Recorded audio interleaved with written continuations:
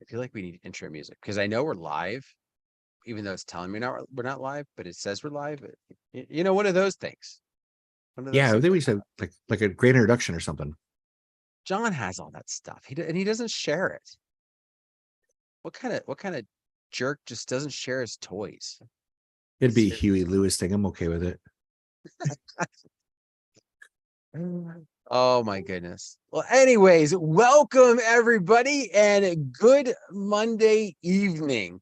Now I know you have us in the background, you're watching football, and something happened to Aaron Rodgers. And that's about it. And Cubbie and I, we talked about it. Like my TV's there. He's actually can watch his TV. I'm so if he's looking off camera, you know what he's doing. But we figured that if we ended up doing something like that where we had the TVs on and we were watching it, we turn into the Peyton brothers, or the Manning brothers rather, and just commentate about the game and forget about DJ stuff. And that might be really boring because yeah, we wouldn't know anything faster than any of you would. So I don't know. And if we're talking, we wouldn't be able to hear what's happening. So That's true because mine's muted. So yeah, that would be, and mine would be too. That'd be the way it would have to be because otherwise it get picked up. And yeah, yeah. So anyway, tonight's show. Hopefully you never get put in the situation of what we're going to be talking about. But we know full well that things happen that we don't plan for. Emergencies happen. And so tonight is going to be all about that kind of idea of recovering from those emergencies. Like, because if something happens at your wedding, if something happens at your event, you can't just go, see ya, I'm out. Like they're going to turn to you. They're going to expect something to happen. And so tonight is going to be about those somethings. So, Cubbie, what I want to start with is kind of, let's describe some of the situations that have happened to you, and then we'll get into some of the after effects, because I think when some people hear emergencies, they think of emergencies on our end, right? right. A speaker dies. I split my pants during the setup, like whatever happens to be, right? Like they think of things like that, and that's not the direction we're thinking of tonight. Right. So share a little bit of some of the stuff that you've had to deal with. Yeah, I've been doing it a really long time, and so certain situations have happened. Most recently, 2 weeks ago, we had an uncle have an episode, a stroke. We thought it was a stroke. He was low on potassium and dehydrated, but he had stroke-like symptoms. His heart was erratic, going on during the toast. And so I had to move that away. And there's been other situations in my past that between the ceremony and the reception, a father of the bride was having heart palpitations and had to go to the emergency room and wait. I've had a groomsmen jump during a grand intro, jump too high on a bridesmaid back. They went down. The bridesmaid had to go get 16 stitches, missed, so I've had weather-related issues where living in the Midwest, we get tornadoes and actually the sirens went off. Here where I live, everybody kind of runs outside to see if they can see it, but you just have to make proper announcements with people who are kind of nervous, where to go, what to do in extreme situations to make sure that all your guests know and feel safe during those things. So never had a fire, nothing ever caught on fire, so I'm cool with that. But I've had medical situations that have happened.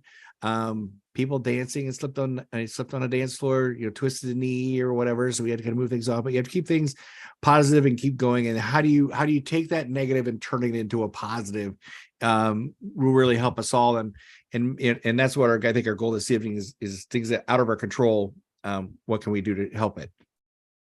And I think as we're talking about these, there's definitely going to be some different tiers of emergencies. And how you might come back from them or what you might need to do to come back from them are going to be very different. So, for example, the bridesmaids going down after the groomsmen jumped on her back, that's bad. Don't get me wrong. There's blood and everything else.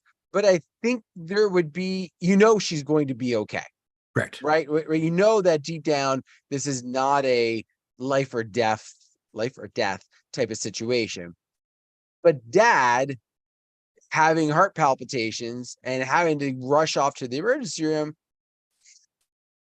might be a little bit more concerning, and a little bit more worrisome in that aspect. So let's start talking about the bridesmaid one, and we'll work up to the dad one. So Sure. so you were saying this happened during the grand introductions. Yep. They're coming in. And of course, for those of you that are not familiar, you're kind of trying to picture the scene here. Imagine you're at a wedding, right? Introductions in some fashions are done. And I've had couples who have kind of tried to up the ante with their wedding party. And whoever has the best introduction, we're giving you $100. Like, I actually had them do that one time. And so wow. that takes because I don't know if they wanted things to be viral or what maybe was the reason behind it, but it was the idea of taking it to that next level, taking it up in its idea, in its embellishment, if you will. And so that's what's happening here, right? I don't think there's money on the line, but the idea of making this big type of entrance. Okay. So goes down. You see her go down. Do we see blood right away? What's happening? So they got up. She did grab her head, but she made her way to the table. The bride and groom were the next ones coming out because it was the best man and the maid of honor.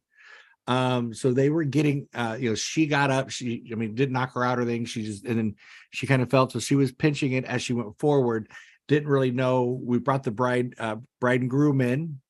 And then they went off and cut the cake. I went over to, while they were cutting the cake, made the announcement, cake is being cut on your left. If you have a camera, please join us. Please be courteous to the professionals working. Boom. So I run over to the bridesmaid, like, are you okay? What's going on? And she started, it's just bleeding really, really bad. So we grabbed one of those cloth napkins. Then I sent a bridesmaid to go get some ice from the staff at the bar. And then they went back and looked at it. And they're like, oh, she needs to go to the ER. She left her toast with somebody. So another bridesmaid was able to read it for her while she was there. And then she came back and like 2 hours later, because it was ER after she got stitched up, and it's about 8 or 9. And we made sure she had a plate. And I was like, hey, get her a plate. Let's put it in, put it back, put wrapping over it. And then we just, hey, she's back. And then we danced the night away. So I don't know which I'm more impressed with. The fact that she came back after that, or the fact that she was able to make it back in time for all that. I mean, the years around us, she would have been there for like 7 or 8 hours. Yeah, it was, especially Saturday night. Yeah, you're right. Saturday night, but she made it back. It was about 8:30 by the time she made it back, and grand intro was at 5:30. So she had a good 2.5 hours, 3 hours. So obviously you went and you checked on her and you helped orchestrate the ice and that kind of thing. And did you make any suggestions as far as like, hey, do you have your speech written out? Are you comfortable with somebody else reading it? Or was that something that secondary that maybe she thought more of? No, as actually seeing how she's doing, how we're going to get her there. Who is not essential enough to take her parents were there, thank goodness. Sometimes bridesmaids' parents come and maid of honors, and so we did have somebody that was non-essential that could take her. I said, do you have your toast? And so she actually texted it because it was on her phone. So she was able to text it to somebody and got it to us right away. And so that was one thing. I was like, hey, what about your toast? Not trying to know anywhere out there. She wasn't screaming in pain. It was literally, it's along the airline, like it was right here, like around the eyebrow. Mm-hmm. So it's just like a boxer's cut, like when they get headbutt or whatever. Okay. But just, it was wide enough that it needed stitches. So she wasn't scarred like a boxer. And so, I was just, hey, if you got a toast, if you just email it to or text it to the bridesmaids, we'll make sure it gets taken care of. So how do you, as a professional then, right? She's gone off. You're going to do that. You're going to do that toast. You're going to do that speech at some point. How does that come about? Like, what do you remember what you said, or? Like, so yeah, we didn't want to piece. we weren't trying to like throw the best man underneath the bus, you know, because he went a little high in the shoulder. So, hey, and for those who didn't notice, we had a little episode during the grand intro. We sent her off. She's getting stitched up. She's going to be beautiful. We hopefully she'll be back. She didn't make it back for be here later this evening. But in her place, we have her toast by bridesmaid Susie, and then she just read it as though it was hers. Okay. Are there any other things that you had to do throughout the night? Because that, like I said, that's not as much of a mood killer as you could have with some other events. But right, it's more of like oh wow, did not see that one coming, you know, but not like a senior member going down with a heart attack, or a dad, or you know, when we actually had to call the ERs and stuff like that. Is something we called an ambulance on the most recent one. So yeah, there wasn't as much. People saw it, realized it was happening, you know, and then we just kind of gave updates that she's doing great. We're going to get a few stitches, and she'll hopefully be back here with us this evening. And she showed up at 8:30, and we brought her out on the dance floor, and she danced the night away. That's awesome.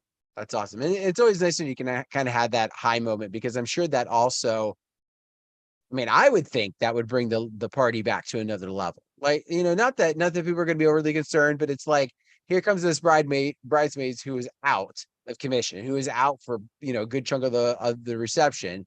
We got her some food, and here she's out on the floor. Like, if she can come out of the floor after having gotten all these stitches, surely they can get their butt out on the floor. Yes. And it did, like you said, it took it to a whole nother, I would say like a whole nother level, but it did spark. It was cool to have her back. Everybody's glad to see her back and doing great and fine. And she's got a war story to tell, you know? And so do you.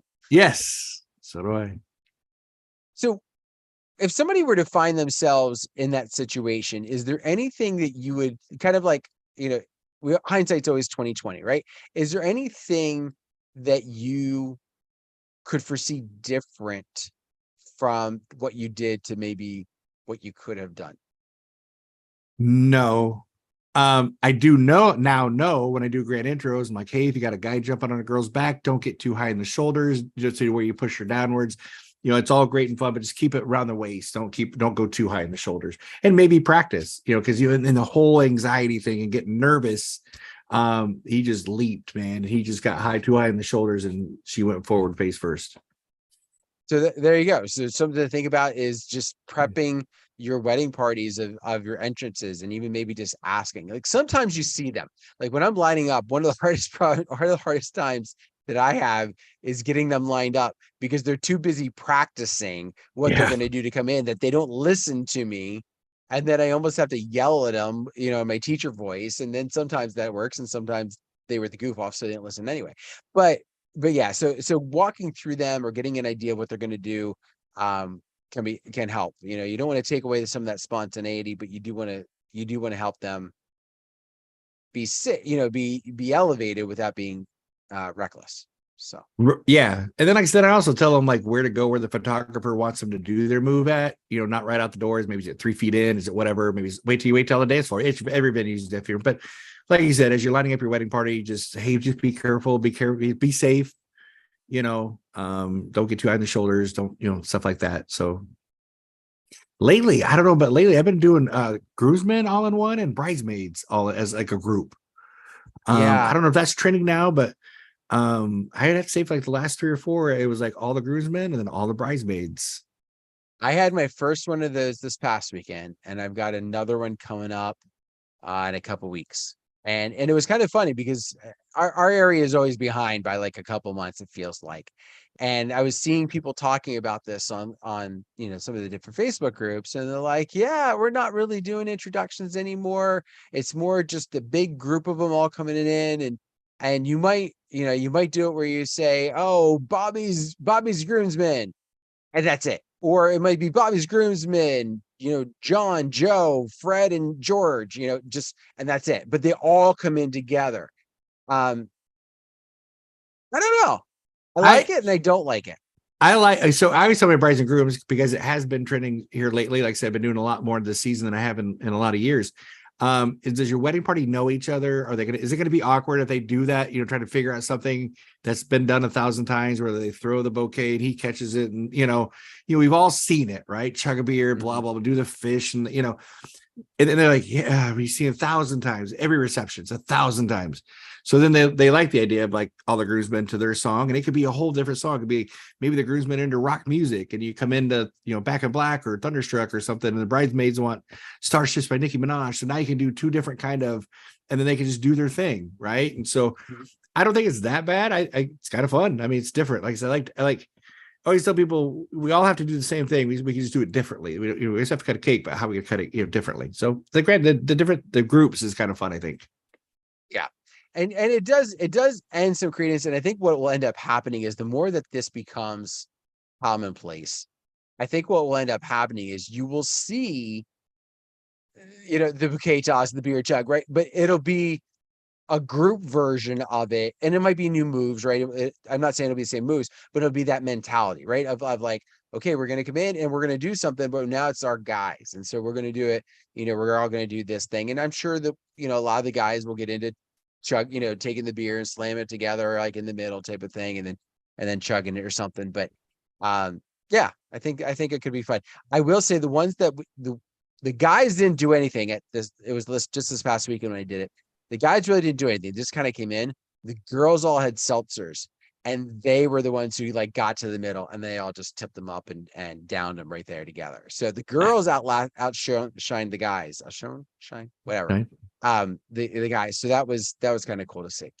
But all right. So let's kind of talk that next tier, right? So if you think about some of the emergencies you've had, what would you think would be that next tier? What situation would that one be? I don't know, the weather related one where the Okay. sirens were off, where the tornado was coming. You say that, and me in the Northeast who had a thunderstorm coming through, and I was freaking out, and you're like, it was a tornado.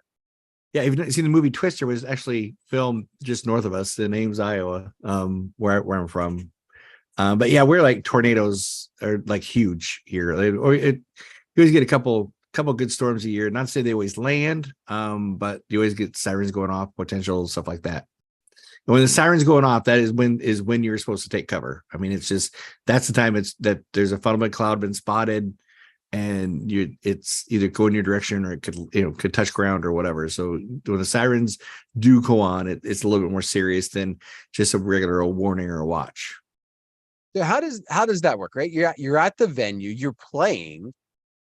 I would assume these things are so insanely loud that even it's being heard, or somebody's going to hear it and let you know about it. Is that more what we're seeing? Yeah. What the most recent incident, we were during cocktail hour. And so I was like, ladies and gentlemen, there's a storm approaching. You may hear the sirens. The safest place to go is between the bathrooms, stay away from the windows, go to the center, go to the kitchen. If you feel, necessary, pack into those areas where there's no glass. They have a bridal room. And of course, like a lot of people are just going outside looking for it. You're really waiting to see. I'm not lying. Everybody in Iowa, you tell them the tornado's coming, and they will run outside and look for the storm coming. But there was actually one in Pilot Mound, Iowa. It was a church camp, and that was playing that. And we actually literally had to stop the music and go take cover in a shelter, because it was like a church camp. So it was like a lot of wooden buildings. And so we actually literally had to stop the music, take cover for 20 minutes, and then get cranked right back up. So what, I mean, people in that area are used to it. Yes. Right. So I assume, like you said, like they go outside to look at it. So what, other than obviously having to stop what you're doing, I assume you stop what you're doing. That particular time, we still played. I played during the cocktail hour one, the most recent one. I still kept music going, but it was at a super low bed. It was so in the event that the sirens were going louder or it get close, you know what I'm saying? It was so everybody could hear when the sirens went off or whatever. But it was still just wasn't dead air, but it was like a super low enough that it wouldn't drown out the sirens. So let's focus on this cocktail hour one then. With that situation, so you got word the sirens are going off, right? Yep. And you're still playing at that super low level. Is anybody going for cover? There was some of the, like, people took their kids to more of the center of the room, away from out, because it was a barn. Right. Yeah. And so they brought in some of the people that were doing the yard games, and some of the parents and some of the people went in the hallway. So people get nervous about it, that get super nervous about it. And then, like I said, there's some that when they hear it coming, they'll actually take cover. But some people with kids, small kids, they went in the hallways, bathrooms, and things of that nature. And then of course everybody's got their phones out looking to see that, watching the weather, watching local TV stations and stuff like, of that nature. So it's not as like back in the 70s when you didn't have phones and you couldn't tell if it was coming, how close it was. So it was nice to, that people that needed to feel safe because their kids were nervous or something would go to the kitchen and or bathrooms. Once things are all clear, because that can also create obviously a delay in the things that you're doing. Right. Once that's passed, right? So about how long were you dealing with that situation? You said it was during 25 minutes. So push Okay. dinner back by 15. Okay. So you're coming out of that. I mean, in that aspect, I almost feel like you had to be the person that like ruins the party just by basically passing along news that you had to pass along. But then you get to be the hero because then you can come back and say, okay, we got the all clear. Let's kick this thing off. Yep. Right. Like, so is that what you did in that case? Yeah. I wanted to play Riding the Storm Out by REO Speedwagon, but didn't. But and that funny, and this is a really weird instance that happened that night. We have two colleges, University of Iowa and Iowa State University. Iowa State University are Cyclones. And before every football game, they play the Cyclone weather alert. And the bride and groom were Cyclone fans, and they were coming into it that night. So, generally when I play the Cyclone weather alert, before I play like the other song that brings them all in, it's just like a tester for all the Iowa State fans. That night and that night only, like, ladies and gentlemen, we just had this weather situation. Tonight's grand intro includes a cyclone weather alert. So if you hear it, don't get nervous. It is literally the cyclone weather alert because it's like, this is a cyclone weather alert, type of thing. And so I had to ruin the fun of the grand intro a little bit, be a buzzkill because I didn't want people to freak out that the sirens were going off again. So in that particular instance, I had to tell them, but other times I don't tell them when it's a cyclone weather alert. But it was fun. And then I could just imagine like they missed what you said or you didn't say so they start and they hear that everybody grabs for their phones like that's louder than normal. What the? Yep. Oh my gosh. So very similar to the first situation. The next question I'm going to ask you is, when you think back on that situation, you think about how that was handled. Is there anything that you would have done? I mean, not that you could have done differently, but is there anything that you would pass along for somebody who has to deal with a weather situation? Like how would be the best to go about that? Be calm, be informative, and do not overreact. Don't overreact or cause any additional problems. Just say, ladies and gentlemen, just aware of a weather situation that may be arising. The sirens are going off. If you feel the need to take cover, these are the places that you need to take cover at.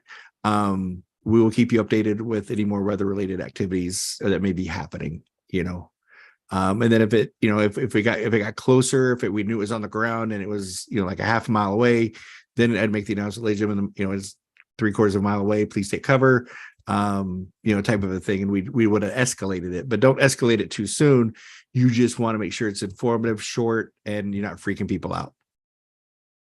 So here's a hypothetical that I'm going to throw at you, because I could see some people listening to this and just in my head, I can see the different thoughts that are going on. You have a couple who says, we're not stopping the party. We're not putting this on hold. It's my wedding and it's happening. What line do you toe there as the person who's leading said party? All the instructions I like to go through is through the venue. So then they make those calls. Okay. And it was a venue's call to make the announcement. It's a venue's call to, hold back dinner, till everything was calmed down, that we knew that we were going to take cover. So we didn't have everything out and things. It was still in the warmer trays and all that stuff. So I'm like, man, you have to take over the venue. All I'm doing is making announcements. You see what I'm saying? So then everything lies on the venue and it doesn't really lie on me. Nice. Pass the buck. Good deal. Is that what you done? I don't know. I'd be like, look, I said, I think we should, reconsider it. I think we should, definitely. I'm at all contacts with the venue. What do you think we should do? Make the announcement. Postpone dinner 15 minutes. And generally, I don't know, I've never had a couple like that. I mean, I think if it's a weather situation, I mean, they hadn't celebrated enough, which is a fancy word for drinking, so they weren't unreasonable. I mean, but I could possibly, somebody could possibly say that at 9 o'clock at night, going, wow, let's just keep going, you know? Yeah. Well, and I think we all think about the hypothetical bride or groom that's out there that could go down that particular path. I do feel that it's possible, but I think in the same respect, you know, you're working with a team, right? It's you, it's the venue, you know, it's everything else, and basically keeping that solid head. Like, listen, I want to keep this party going the same as anybody else, but ideally, we need to make sure that everybody's safe. And so, the last thing that you want to be known for is the wedding that we didn't do what we should have done and something happened. And so, let's err on the side of caution. We'll wait this thing out. And then once it's done, we'll party it up and, you know, make up the time or whatever might be the case. And I think if you go about it with that right mentality, and again, you've got to kill them with kindness, right? You can't be like holier than thou, like, no, I will not do what you're wanting, but rather try and reason with them. I think you know, again, if it's early enough where the celebrations haven't taken over, you're gonna have better luck. But in seriousness, I think that's the path that you need to go. And if they have been celebrating, try and make sure there's somebody with a level head to help that. A mom or dad. And I think it also begins, Dan, in the whole process, like when you're meeting with them, if you're that resource, like if you're helping them plan their day and who they're walking down the aisle for, second, third, what song for that, and things of that nature, that and you are that resource, they're going to lean on you for your, you know, what do you think we should do, Cubbie? You know, or Dan, and what do you think? You know, you've gave us all this great knowledge of my day and my timeline, and you've made everything perfect. What do you think we should do? A lot of it just comes back on me, even in dire medical situations. It's just like, we're in that weird time of the night where it's like golden hour for photos and first dance. What do you think we should do? You know, so if you're that resource for that couple and always be their resource, then I think when you have to make a tough call, they'll be in your corner and totally get if it's a reasonable request. And I think you hit on it right there. You know, if you're continually being the go-to person for things, that's going to help when you have to step out, when you have to make those decisions that you already have a level head and they know you're going to have a level head. You know, and this, you know, again, this is more off topic here, but you know, that goes into how you handle planning. I was looking in one of the Facebook groups earlier this week, and the DJ, I don't remember who it was, but was talking about how he was like a couple days before the wedding and didn't have information from them. Yeah. Like no, let me phrase it. The bride, I think it was a bride, had not filled out his planning portal or planning information that he had online. Now, granted, I've had that, right? I've had couples that have not filled it out. But the difference was we met and went over as much as we possibly could. And then there was stuff that they needed to get back to me on. In this particular message, it sounded like this DJ shows up with what he gets from his planner and does the wedding with that document filled out, never having gone over it like with the couple in a face-to-face or over a Zoom or even phone. And I may be wrong, right? You know, if that DJ happens to be paying attention to our show and he's knows exactly that I'm talking about him, maybe he clears that up. But I didn't see any reference to that. It did sound like it was the other way, where just takes that and shows up. And I cannot stress this enough. That is not a great way to show that you are a resource for your couples to go to. That is not putting in what you need to do to create that connection. And that's what's going to make a better event for you, really, is having those connections. So, Oh yeah, it's and if they don't care, I don't care. I get it, Brian. I get it, right? If they don't care about enough to fill it out, you're not going to care. But I think in some aspects there's got to be a line where trying to make yourself be a better, I don't want to say better connection, but you want to make that better tie to help things get to that next level. My give a shit factor is too huge. I can't, I care too much, and I meet with my couples, and I was like, hey, look, and I tell them, look, the Sunday before your reception, we're tying everything together, and then once you sign off, I'll make my scripts and my playlist, and I do, and there's been a few times that I send it out on Sunday afternoon while I'm watching football, and I haven't heard back from Monday, so I'll text them like, hey, I sent that loose timeline for your approval. Can you take a minute and look at it? And you know what? I get it back. I can start working, and I got that process in. And I might have shared this earlier, and if I did, I apologize. When my mom was last year, when my mom was in the hospital, and she's going through some major health problems, I didn't know what my rest of my week was going to look at. So if I got all my stuff done on Monday, Tuesday, I can memorize names. I've got all my playlists made. I've made everything so that when Saturday comes around, I'm not crunching or trying to figure stuff out. And I don't like to leave anything out for interpretation. Like that poor guy that said he's waiting for his planning forms, like he never met to him. That planning form is for me, just keeps him busy. When I meet with him, I literally go over the details. But my planning form is just to keep him busy during that time I'm off my back till I meet with him 4 to 6 weeks prior to my reception and go over every detail. Seriously, I write everything out. See, and I treat it a little bit differently. Like, we will go over that form from beginning to end.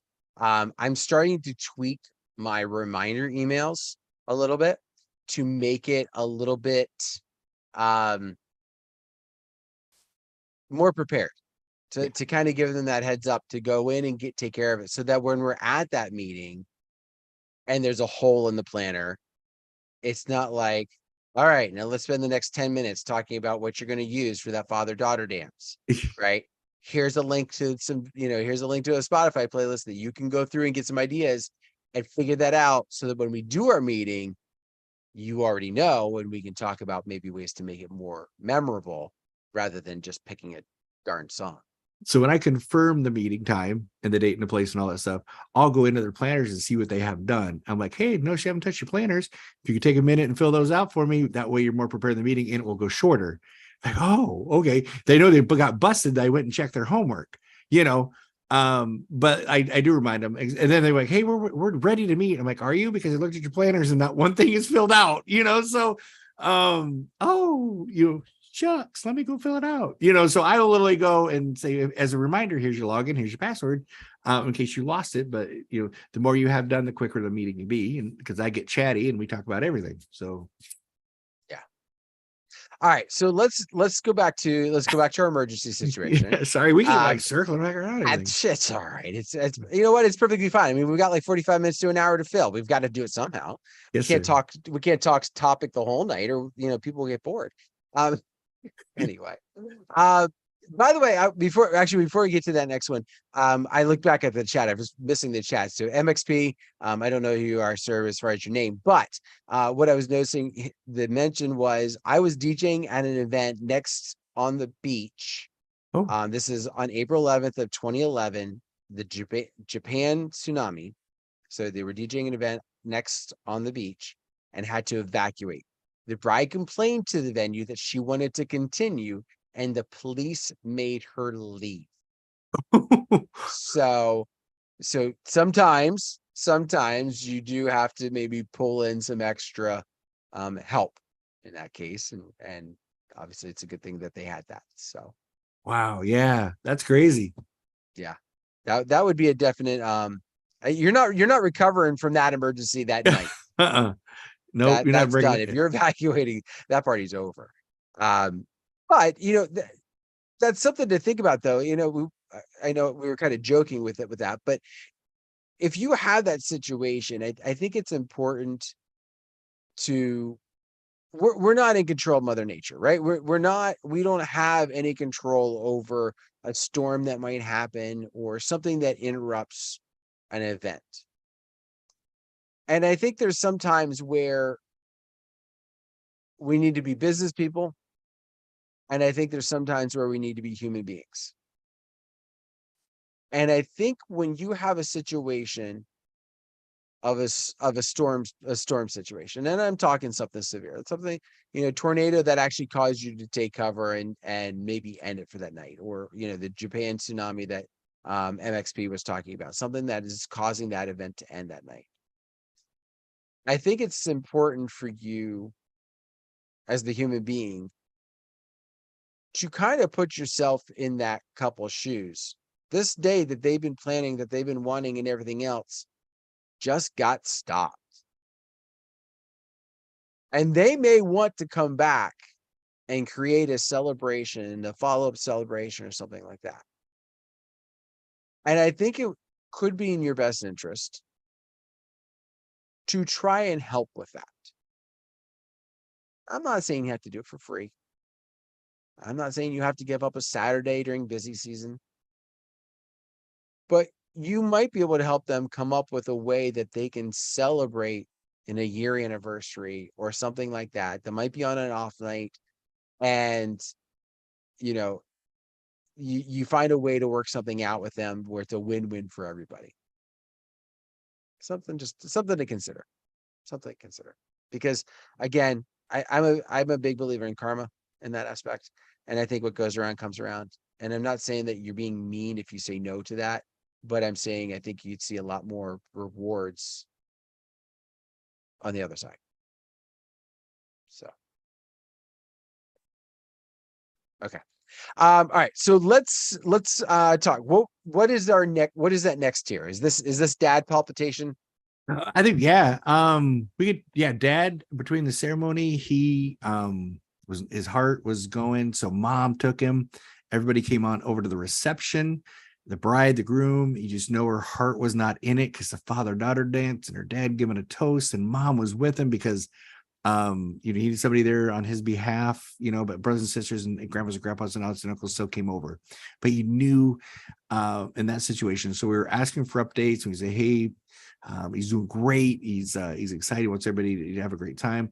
We substituted grandpa for the father-daughter dance on the fly, and we said a prayer for him prior to, and then he never did make it to the reception. They actually kept him over. They kept him. It didn't go the distance. But I try to make as many memories and keep it as positive, and hey, you're getting updates, and dad's doing great. He's feeling good, but they will be keeping him overnight, so he won't be returning. But he said he wants everybody to dance on behalf of Dan and Bian. I did the same thing this last wedding. Let me say the same thing, but he wants everybody to have a great time, even though he's not there, and he can't wait to see the pictures. And that kind of livened up the crew a little bit. And like so we didn't go the distance because the bride was really anxious, but we didn't end that early either. I think we were supposed to go till 11, and we ended up at 10:30. So that's half an hour. You might as well say you went the whole time, really. Yeah. And the law percentages right after dinner, what happens, a lot of times. Yeah. And but like I say, just always keeping it positive and always emphasizing that, Dad's not here, but he can't wait to see the pictures of everybody dancing, don't think, so. And that's the thing that I think is kind of a good idea to focus on, right? Like, so obviously something drastic happens, and you don't want to take their mind off of it, because you're not going to be able to do that, right? Like unless this person's a stranger to them, their mind is going to be there. But finding a way to honor them, such as the grandfather stepping in, or finding a way to put a positive spin on it of like, listen, this is what they're looking for, and you know what? We're here. So let's make as much of fun as we can. Give those videos, give those pictures as an opportunity to see what's happening, and a way to help. And I think that's key. So the question that I might have with that is, and this one that happened this past weekend, when you see the heart's not in it, do you go extra in any direction? Do you do anything differently or do you go, you know what, this is just, I'm going to keep going at this course because it takes time? I know I go the distance. Like I said, I do everything I can. I just actually pulled up a voicemail. 1st of August, Grandpa, very special to the bride, was going to give the blessing. He had a heart attack the night before and could not come to the hospital. So as soon as the mom arrived onto the venue side, I'm like, hey, how's Grandpa doing? I heard he had a heart attack. he's doing good. I said, is he up? Is he cognizant? She goes, yeah, he is. And I said, man, I sure can't. I sure wish he could have been here to do that blessing, but I got an idea. I said, will you have grandpa call my phone and do the blessing? And I transferred it over to, I sent it to my selfie email and played it. And so when his dad got up to do the blessing, because his dad was the backup when we found out grandpa couldn't do it, grandpa called my phone, and hopefully you guys can hear this. Give the prayer for the supper. Can you hear it? If it worked out good and I don't choke up, you can keep this prayer. It sounds like the Peanuts teacher. Heavenly Father, we Oh. So anyway, I had grandpa call my phone, leave the blessing. I emailed it to myself, ripped it down, threw it in there, ready to go. And grandpa gave the blessing, and the bride had the biggest tears in her eyes and said, oh my gosh, how did you do that? And I was like, can't tell all my secrets. So his dad was gonna get up. Like, Right. did you like say, stop, I gotta interrupt you? Yeah. I said, hey, good evening, sir. I said, got a little something playing, grandpa's very special to her. And I said, I got a way that he called my phone. I was able to email it. And we're going to play it. So get up and say, everybody knows, he's not, blah, blah, blah. And he went in there and he said, here's grandpa's blessing. And then I just played it. It was just perfect. It was just perfect. And everybody in the room was like, it was just crazy. It was just like, so always keep that even in your pocket. And that's happened to me a few times before, where a guy's daughter was his bridesmaid and she had the baby the night before. So she called my phone, left a message. I got it coming up in a couple of weeks. I made him honor, can't make it to the reception. So I've already got it ready to go, her toast. And so if you can make those moments, somebody's doing well, they couldn't make it for whatever reason, whether they got deployed. I did it during COVID and during COVID, have them call, leave your phone at a voice message and then play it as a surprise. And I swear to gosh, you'll get the best reviews in the world. And the responses that you'll get from responsible is amazing. And it's pretty cool. That's one of the things I asked that question. I've always asked that question. Not always. For a while now, I've asked that question. Like, hey, is there anybody that's not going to be here that you really would be here? And my couples just don't seem to understand, because 9 times out of 10, I get somebody that's passed. They think I'm asking that, and it's like, nah, what I'm asking. But I don't want to go into too many details because I don't want to ruin the right surprise for them. So I haven't taken that. I haven't had anybody that's taken me up on that from that standpoint. Actually, I take it back. I did have a grandmother one time, and that was a very difficult situation because grandma was not exactly all with it, and her people, she was in a nursing home, and the people had to really walk her through. Okay, you're going to talk to the daughter now. Let's leave this voicemail, and I could even hear as my voicemail clicked in, okay, now we're gonna go. And fortunately, I think it was that first time, it took 2 calls, but the first time she actually left a message, it was good. It worked. It was solid. But that's been a while now. So. And mine's just been in emergency instances. The daughter having the baby night before, grandpa having the stroke before. This one is just meeting with my bride and groom. She said, well, yeah, my maid of honor lives in South Carolina and she's not gonna be able to make it because she's, due the week before my wedding. Like, oh man, that stinks. So then I didn't have her mom's number. So I creeped on her mom on Facebooked her, message her mom going, hey, could you do me a big favor? But you got to keep it a secret. And this is not fake. It's not a scam, And so I was able to get it for the upcoming wedding that I got in a couple of weeks, but it'll come, and unfortunately it'll be an emergency situation where if something happens the day before, night before, and you'll have to do some work. And but when it works out, it's a pretty cool thing. So I can still remember this one particular wedding, and I will say this, I did not recover well from it. So learn from my mistakes. So I don't exactly know what caused grandma to go down. It was grandma was like a great aunt. It was somebody that was older, but not elderly. So somewhere in that middle range. And we were playing and she just went down. And she wasn't on the dance floor. She was kind of over by the tables. So we weren't really sure if she kind of tripped or if she, had a little bit and she kind of slipped. What? Don't know. But she went down. And of course, she wanted to get right back up, but everybody else is like, "No, you must stay. We're gotta call somebody." And so they like come up to me and they're like, "All right, kill the music." Okay. So we killed the music. 20 minutes. So they finally got whoever was going to take care of it. And then I just didn't really know how to recover, because it was like that 20-minute down period. Not that I thought we should just been partying and pretending that it didn't happen, but that 20-minute time period just sucked any energy that we had right out the window. And when it was all said and done, like, I finished up, and in fact, the bride like then wanted to go an extra half an hour to kind of make up for the 20 minutes, and I was like, all right.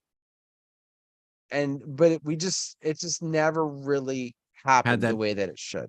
He lost the energy was lost. It got sucked out of the room I think it would have stopped the music for 5 minutes once I found out she's medically okay, not unconscious. She was just got a bum leg, and we need to get her on a chair and elevated. And if somebody's going to take her.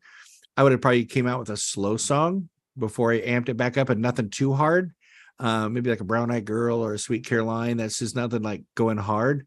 But I don't know if I would have let it stop for 5 or 20, excuse me. But I probably would have stopped for 5 once I found out she was conscious and things. I think I probably would have slowed it out, and then kind of maybe did some sing-along songs or something that wasn't such bangers like "Yeah" by Usher, "Get Low" or something. Yeah. There was one I was going to go somewhere, and I just chose not to because that was a little bit poor taste. Okay. So the other situation I had, now this one I felt I kind of did recover from as best I could. So it was a wedding. It was the middle of summer. It was like June, but it was super, super hot in a barn that really had no ventilation. And like everybody kind of was outside, because even though it was hot, it was at least somewhat cooler outside of the barn because there was a little bit of breeze. So I start playing, and nobody's really dancing. It's also like bright sun beating in. Like, it just was not a good situation. So I'm just kind of like playing. I'm like, all right, well, I keep playing. Eventually the sun will go down a little bit, and then we'll be good. I know how it works in this particular venue. Well, then I see like people kind of running. I'm like, okay, well, that's unusual, but whatever. And I take, we've talked about my big fan that I bring with me. And I joke with my couples and even the parents that, like, listen, I've got this thing over here. If you get too hot tonight, just come on over. You can hang out with me. I'm perfectly fine with it. And like, oh, that's fine. Yeah, haha, great. Mom, the bride's mom comes up to me. Can we get your fan? Sure. Plug it, give it to him. Find out dad went down. Ooh. Dad went down. And what it like wasn't feeling well, and then kind of went down. Well, the problem with dad was dad refused to take off a suit jacket in this heat. Dad also does not know that water is the best thing to drink in that situation, and beer was not, and had only been drinking beer for like 2 days. Ooh. Like not like drinking where he was drunk, but rather than drinking water in a situation and having a beer or two, all of his drinks were just beer. So he was dehydrated. But as I'm playing there, ambulance comes right in front of the barn, like with the big bay windows or big bay doors, and it just goes. And it's like, oh, now we're in a different level. Like, now this isn't just we're trying to cool down dad, we're like taking him away. And mom stayed. Not the bride, but bride's sister went with dad. My bride's sister was like a doctor as well. And so went off with dad. We got word things were good.